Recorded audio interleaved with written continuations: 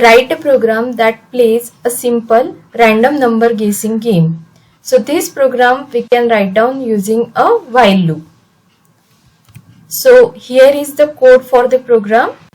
First we'll execute it. Guess the secret number. Suppose I have entered 5. So 5 is not the correct guess. Suppose I have entered 4. 4 is also not a correct guess. 3 is also not a correct guess.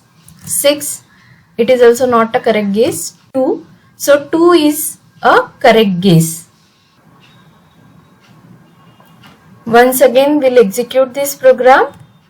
We need to enter a secret number. Again, suppose I have entered 8. 8 is not a correct guess. 9 is also not a correct guess.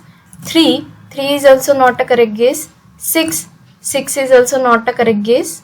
4 is also not a correct guess. 1 is also not a correct guess. 2, 6 I have entered already.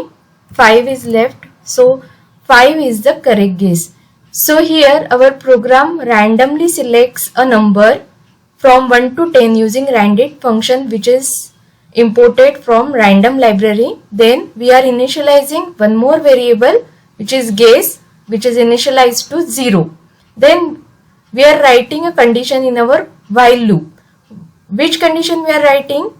The number in guess variable should not be equal to the secret number. Until that, we are asking the user to guess the secret number.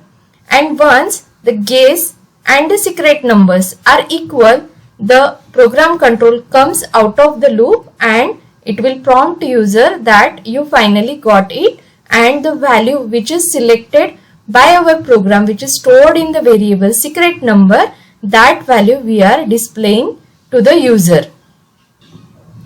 In this way, by making a use of a while loop, we can develop a simple random number guessing game. Hope you have liked this video.